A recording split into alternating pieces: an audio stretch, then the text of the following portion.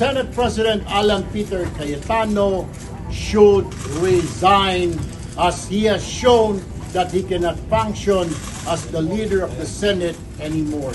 Today was a clear abandonment of responsibility, a dereliction of duty, and a blatant disregard of the rules that govern this institution. Because the Senate cannot be made to stop working simply because its presiding officer refuses to leave. Under Rule 14, Section 41, the rules of the Senate President may postpone the holding of the session after consultation with the majority leader and the minority leader. That rule was violated. This is not merely a procedural lapse. It is a direct violation of the rules of the Senate and a serious disrespect for the institution and the Filipino people.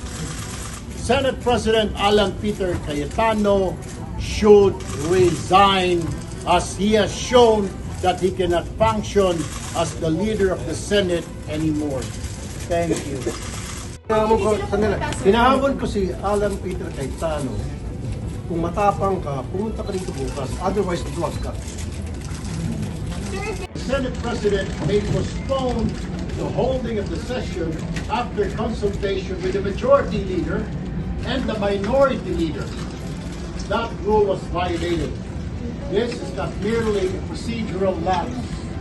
It is a direct violation of the rules of the Senate and a serious disrespect for the institution and the Filipino people. Senate President Alan Peter Cayetano should resign as he has shown that he cannot function as the leader of the Senate anymore. Thank you. Rules ng Senado. It's actually impunity masquerading as assertion of the Senate as an independent. Impunity ito. Sunod-sunod ang paglabag. Mula nung May 11, mula nung pagbubuo ng mga komite, mula nung kami nag-walk out dahil nga hindi kinikilala o dinidisregard, binabaliwala ang ating rules. At hanggang ngayon, hanggang kanina, hanggang kahapon, binabaliwala ang ating rules. Hindi ito tama. Kaya kami sa SB 11 ay tutol dito. Dahil impunity ito, hindi ito Senate independence. Sir, may committee, sir. May silbi po ba yung committees without a session, sir? Okay, ganito na lang, no? We appeal to the rest of the members of the majority bloc. Pag si Senate President, we appeal to their sense of duty, of their responsibility. Kasi mukhang untenable na si SP kasi siya yung nagsasabi sa mga kasama namin na huwag mag-attend ng session. So we now appeal to the rest of the members of the majority bloc. We appeal to their sense of duty na sana mag-attend sila ng session bukas. Pwede ba mag-session kung wala si SP Alan?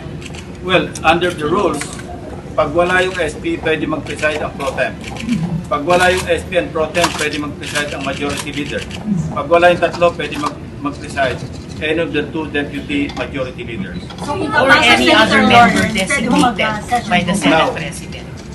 Yeah. Sir, yung information na talagang gusto ko ni SP Cayetano na Yun ang nirelay sa amin ng Secretariat. Saka nag-live na naman siya sa Facebook kanina para sabihin yung fake news.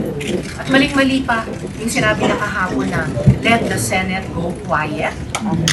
Ang Senado ay dapat boses ng mamamayan. Bakit niya bubusalan? Kung bubusalan niya, hindi niya bibigyan daan yung boses ng Senado alang-alang sa mamamayan, talagang hindi na siya karapat-dapat mamunod. Meron na po ba sa mga majority? At what price? Ang pinoprotektahan lang yung Senate Presidency, power, position. Kaya nag-a-appeal kami sa isa pang samahan namin sa majority bloc. Ano bang price para sa inyo? Sa tingin namin wala eh. Tingin namin nakikisama lang sila kay Senate President Cayetano. Ako naniniwala, hindi naman lahat sa majority ay mga lumuko. Meron pa rin sa kanang mababait. So I appeal to those members of the majority na meron pang katinungan sa pag-iisip. Pumasok ko nga. Meron na, sir, may pag-alok po ba kay Sen. Jingo Estrada na umanid kapalit pagbasura raw po ng kaso sa kanya? Walang ganun. Yung pagkikipag-usap sa isang kasama namin, the three members of the majority, ng minority o yung minority, normal yun. In any parliament, normal yun. Pero yung para sabihin na meron, Yeah, walang pananakot. hindi ka Walang namin pressure. pakukulong. You don't have that power. We have no power over the ombudsman. What happened is the rule. What can you Sir, are you also appealing to the majority na lumipat? Yung bike kasi. Yes. Why not? Sino-sino po kaya? That's Meron na po ba sa kanila na Wala siya mo si Alan Peter. Lahat, kita namin. Tumalit ka sa amin. Pero si Alan Peter, steady ka lang dyan. meron na po ba sa kanila kayo nagsabi hindi rin nila gusto ginagawa ng pag-boycott sa Meron, marami nagte-text sa akin na gusto talaga nila magtrabaho, hindi nila maintindihan bakit nagkaganito. For the first time in my 14 years in this institution nangyari ito, na hindi po tinawag ang session dahil ayaw ng presiding officer. Never has it happened in my time here in the Senate, and I'm sure the longest serving is Senator Kiko, Senator Pen, ay hindi po nangyayari pa yan pag nangyari dito sa atin. So talagang this is unprecedented, and I think it is really a dereliction of duty and a abandonment of his post as the leader of this institution. Kanina pala, humingi pala kami ng paumanhin dahil kanina yung dalawang third reading sana nandyan ulit.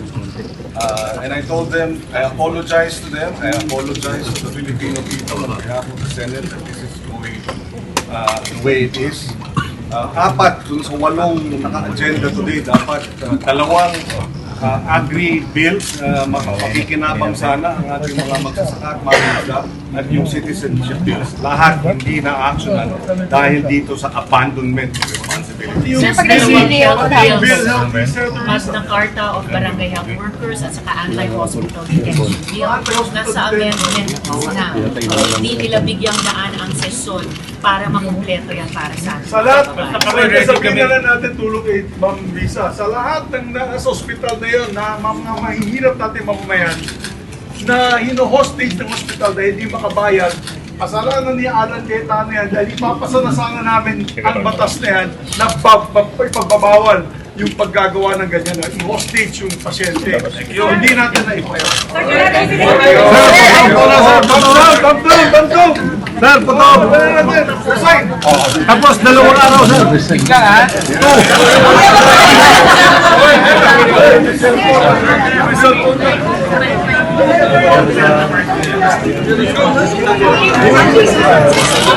Two.